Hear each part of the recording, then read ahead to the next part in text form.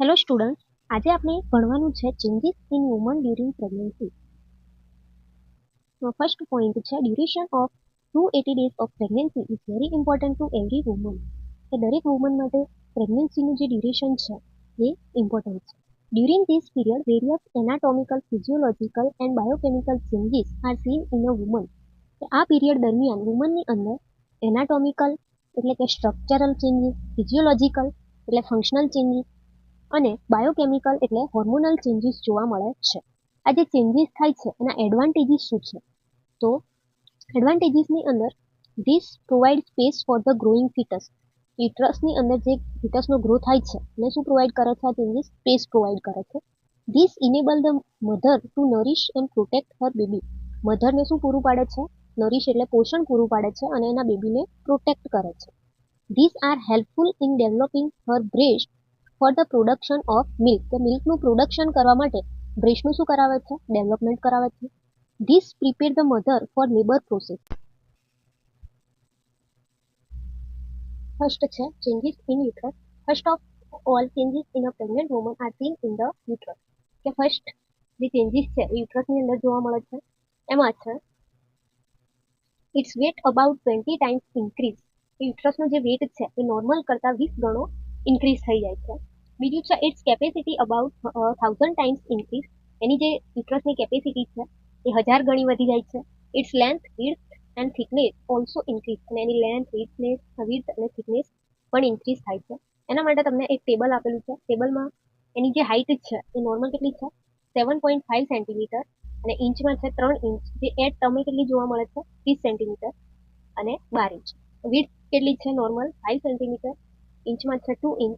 At ટમે કેટલી છે? 22 centimetre અને 11 ઇંચ. થિકનેસ કેટલી છે? નોર્મલ 2.5 સેન્ટીમીટર, 1 ઇંચ અને એટ ટમે કેટલી જોવા મળે છે? 30 centimetre, 8 inch.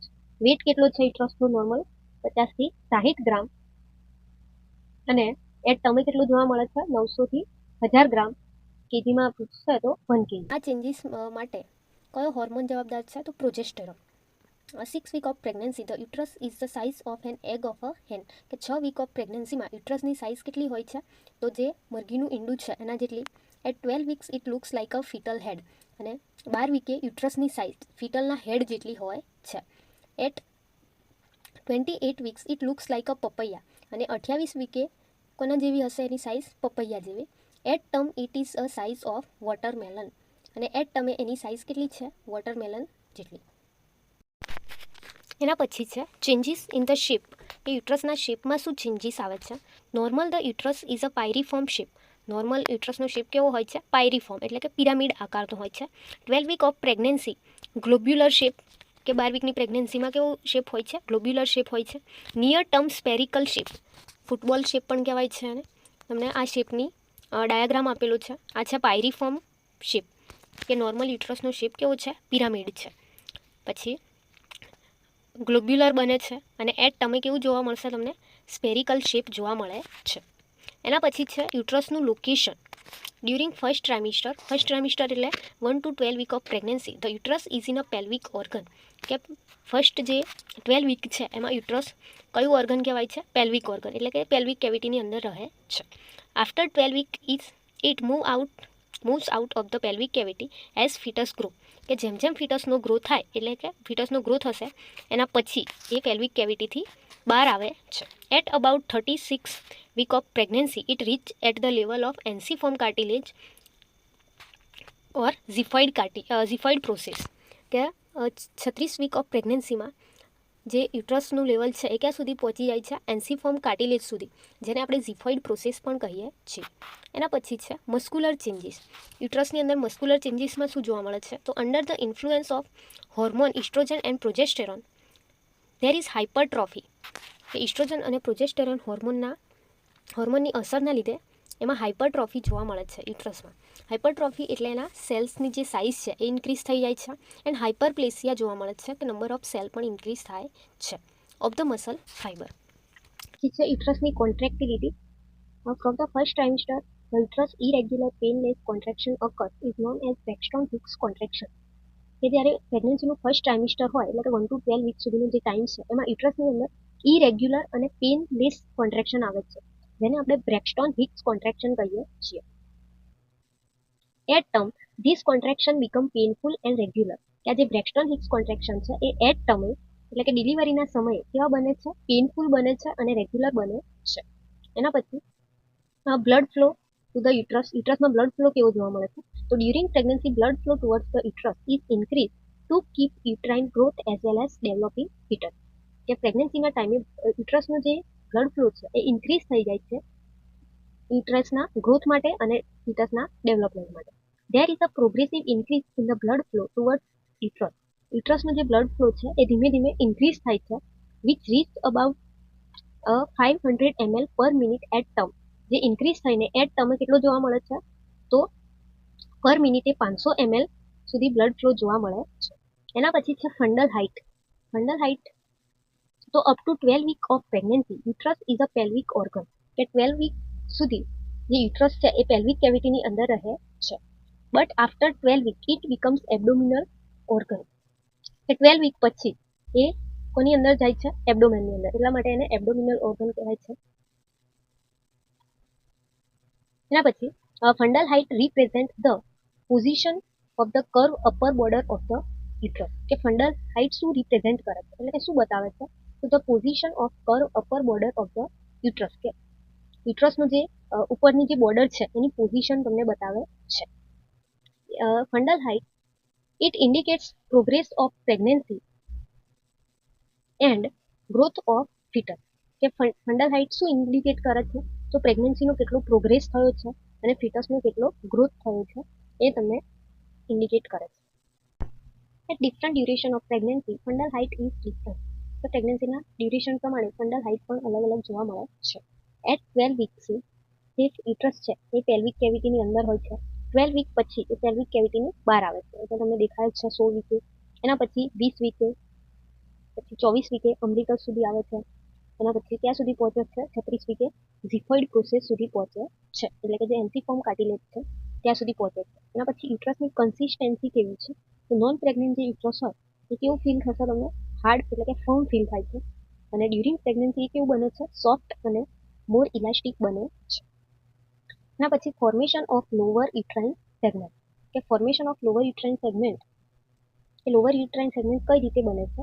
So after first trimester of the pregnancy, the isthmus start to expand slowly to form the lower uterine segment. First trimester પછી જે ઇસ્થમસ છે, યુટ્રસનો જે ઇસ્થમસ વાળો ભાગ છે એ ધીમે ધીમે એક્સપાન્ડ થાય છે, એટલે કે ફેલાય છે અને શું બનાવે છે? લોઅર યુટ્રાઇન સેગમેન્ટ બનાવે છે. This the uterus start two divide into 2 segment. તો પછી જે યુટ્રસ છે એ બે સેગમેન્ટની અંદર ડિવાઇડ થાય છે. ફર્સ્ટ છે અપર યુટ્રાઇન સેગમેન્ટ અને સેકન્ડ છે લોઅર યુટ્રાઇન સેગમેન્ટ. માં એક ડાયાગ્રામ આપેલો છે તમને. આ નોર્મલ યુટ્રસમાં આ જે ઇસ્થમસ છે, નોર્મલ યુટ્રસમાં આ જે ઇસ્થમસ છે એ કેટલો છે? 0.5 સેન્ટીમીટર છે. જ્યારે પ્રેગ્નેન્ટ યુટ્રસની અંદર આ ઇસ્થમસ 8 થી 10 સેન્ટીમીટર કેવો થાય છે? ફેલાય છે. અને યુટ્રસના જે સેગમેન્ટ છે એ બે ભાગમાં ડિવાઈડ થાય છે. આ જે ઉપરનો પાર્ટ છે એને આપણે અપર યુટ્રાઇન સેગમેન્ટ કહીએ છીએ અને નીચેનો જે પાર્ટ છે એને શું કહેવાય છે? લોઅર યુટ્રાઇન સેગમેન્ટ કહેવાય છે. એના પછી upper uterine segment it is a thicker, muscular and more active. જે અપર યુટ્રાઇન સેગમેન્ટ છે એ કેવો છે? એકદમ થીક પાર્ટ છે, મસ્ક્યુલર છે અને મોર એક્ટિવ છે. જ્યારે lower uterine segment it is a thinner, less muscular and less active. એકદમ થીન પાર્ટ છે, લેસ મસ્ક્યુલર છે, ત્યાં મસલ્સ વધારે હોતા નથી એન્ડ લેસ એક્ટિવ છે. એના પછી fully form lower uterine segment is about 8 to 10 centimetre. કે જે કમ્પ્લીટલી લોઅર યુટ્રાઇન સેગમેન્ટ છે એની સાઇઝ કેટલી હશે? તો 8 to 10 સેન્ટીમીટર લોંગ. એના પછી છે second changes in the cervix. કે સર્વિક્સમાં શું ચેન્જીસ આવે છે? During early pregnancy it becomes very soft and feels like lips of the mouth. કે અર્લી પ્રેગ્નન્સીની અંદર જે સર્વિક્સ છે એકદમ સોફ્ટ બને છે અને કેવું ફીલ થશે? આપણા જે માઉથના લિપ્સ છે એના જેવું ફીલ થશે. તો એને કયો સાઇન કહેવાય છે? ગુડલ સાઇન. એને કયો સાઇન કહો છો? એને ગુડલ સાઇન કહેવામાં આવે છે. એના પછી ઇટ બીકમ્સ મોર બલ્કી. એકદમ બલ્કી બની જાય છે. Cervical secretions become thick, clear and viscous, એટલે કે sticky and turn into mucus plug known as operculum. કે સર્વિક્સનું જે સિક્રેશન છે એકદમ થીક બને છે, ક્લિયર અને સ્ટીકી, એકદમ ચીકણા જોવા મળે છે. And turn into mucus plug. અને શું બને છે? મ્યુકસ પ્લગની મ્યુકસ બને છે, જેને આપણે શું કહીએ છીએ, ઓપેર્ક્યુલમ કહેવામાં આવે છે, ઓપેર્ક્યુલમ. એના પછી this cervical mucus plug fills the cervical canal, કે આ જે સર્વાઇકલ મ્યુકસ પ્લગ છે એ સર્વાઇકલ કેનાલને બંધ કરી દે છે, સીલ કરી દે છે, and protect the foetus from ascending infection, કે ફીટસને કોઈ બી અસેન્ડિંગ ઇન્ફેક્શન લાગશે નહીં. એટલે કે જે એક્સટર્નલ જેનાઇટલ છે એમાંથી ઇન્ટરનલ જેનાઇટલ તરફ કોઈ પણ ઇન્ફેક્શન જશે નહીં. During first stage of the labour this mucus plug come out along with blood known as show, કે ફર્સ્ટ સ્ટેજ ઓફ લેબર હોય એ વખતે જે મ્યુકસ પ્લગ છે એ બ્લડની સાથે બહાર આવે છે, જેને આપણે શું કહીએ છીએ, શો. એના પછી cervical vascularity increase and it become bluish, કે સર્વિક્સની આજુબાજુની જે બ્લડ વેસલ છે એ પણ ઇન્ક્રીઝ થાય છે અને કેવી બને છે, બ્લુઇશ બને છે. એના પછી hypertrophy and hyperplasia in its tissue are also seen, કે સર્વિક્સની અંદર પણ હાઇપરટ્રોફી અને હાઇપરપ્લેસિયા જોવા મળે છે. Cervical dilatation and enhancement are seen with beginning of the labour, જેમ જેમ લેબરનું સ્ટાર્ટિંગ થાય એમ સર્વિક્સનું ડાયલિટેશન થાય છે અને ઇન્હેન્સમેન્ટ જોવા મળે છે. ત્રીજું છે changes in the fallopian tubes. Vascularity increase, fallopian ટ્યુબની અંદર જે બ્લડ વેસલ છે એ મોર વસ્ક્યુલર બને છે. It becomes longer than the non pregnant stage, non પ્રેગ્નન્ટની જે ફેલોપિયન ટ્યુબ છે એના કરતાં લોંગર જોવા મળશે. ચોથું છે ચેન્જીસ ઇન ધ ઓવરી, ઓવરીની અંદર શું ચેન્જીસ જોવા મળે છે, તો due to high level of progesterone and estrogen, કે ઇસ્ટ્રોજન અને પ્રોજેસ્ટેરોનના હાઈ લેવલના કારણે ઓવ્યુલેશન સ્ટોપ્સ ડ્યુરિંગ પ્રેગ્નન્સી, કે પ્રેગ્નન્સીના ટાઈમે ઓવ્યુલેશન સ્ટોપ થઈ જાય છે, ધસ મેચ્યુરેશન રિમેન્સ એબસન્ટ, તો મેચ્યુરેશન પણ શું રહે છે, એબસન્ટ રહે છે. Both the ovaries are enlarge, specially the ovary containing corpus luteum, બંને ઓવરી એનલાર્જ થાય છે ડ્યુરિંગ પ્રેગ્નન્સી, પણ સ્પેશિયલી કઈ ઓવરી એનલાર્જ જોવા મળશે, તો જેમાં કોર્પસ લ્યુટિયમ રહેલું છે, એટલે કે જેમાંથી ઓવમ રિલીઝ થયેલું. Corpus luteum secrete hormones progesterone and estrogen required for the maintenance of pregnancy. જે corpus luteum છે એ કયા હોર્મોન સિક્રેટ કરે છે, તો પ્રોજેસ્ટેરોન અને ઇસ્ટ્રોજન, જે પ્રેગ્નન્સી મેન્ટેન કરવા માટે જરૂરી છે. ઓવરીની અંદર પણ વસ્ક્યુલારિટી ઇન્ક્રીઝ જોવા મળે છે, કે ઓવરી પણ મોર વસ્ક્યુલર જોવા મળે છે. પાંચમું ચેન્જીસ છે ચેન્જીસ ઇન ધ વલ્વા. વલ્વામાં શું ચેન્જીસ જોવા મળે છે, વલ્વા એટલે external female genitals. So it becomes bluish due to increased blood flow to the area as more blood fills the vein than the non-pregnant stage. આ જે area છે એ બ્લુઇશ બને છે, કોના લીધે, બ્લડ ફ્લો ઇન્ક્રીઝ થવાના લીધે, as more blood fills the vein than non pregnant stage, કે નોન પ્રેગ્નન્ટ કરતા ત્યાંની જે બ્લડ વેન છે એની અંદર વધારે બ્લડ જોવા મળે છે, જેના લીધે બ્લુઇશ થશે. Feeling of fullness and heaviness in this area, કે વલ્વાની અંદર ફૂલનેસ અને હેવીનેસ ફીલ થશે. સ્વેલિંગ ઇન ધીસ એરિયા, આ એરિયામાં સ્વેલિંગ પણ જોવા મળશે. વલ્વા કેવું બને છે, ઇટ બીકમ્સ સોફ્ટ બને છે. પછી વેરિકોસાઇટિસ જોવા મળે છે. વેરિકોસાઇટિસનો મિનિંગ શું છે, પ્રોમિનન્ટ બ્લડ વેસલ્સ મે ડેવલપ, એટલે વલ્વાની જે બ્લડ વેસલ છે એ પ્રોમિનન્ટ જોવા મળે છે, એટલે કે ઉપસેલી જોવા મળશે, તમને બહારથી તમે જોઈ શકો છો. છઠ્ઠું છે ચેન્જીસ ઇન ધ વજાઇના. વજાઇનામાં શું ચેન્જીસ જોવા મળે, તો ફર્સ્ટ છે વસ્ક્યુલારિટી ઇન્ક્રીઝ થાય, વજાઇના વસ્ક્યુલર બને છે. It appears bluish in colour as a result of the increase blood flow and the hormone affecting pigmentation, કે વજાઇના પણ કેવી બને છે, કલરમાં બ્લુઇશ ઇન કલર, કોના લીધે, ઇન્ક્રીઝ બ્લડ ફ્લો, કે બ્લડ ફ્લો ઇન્ક્રીઝ થવાના લીધે, અને જે હોર્મોન છે એ શું કરે છે, પિગમેન્ટેશન કરાવે છે, કે વજાઇનાને ડાર્ક બનાવે છે. તો એને કયો સાઇન કહેવાશે, જેક્મિયર સાઇન કાં તો ચેડવિક સાઇન કહેવાય છે. તો બ્લુઇશ ડિસ્કલરેશન ઓફ ધ વજાઇના, તો ચેડવિક સાઇન કાં તો જેક્મિયર સાઇન.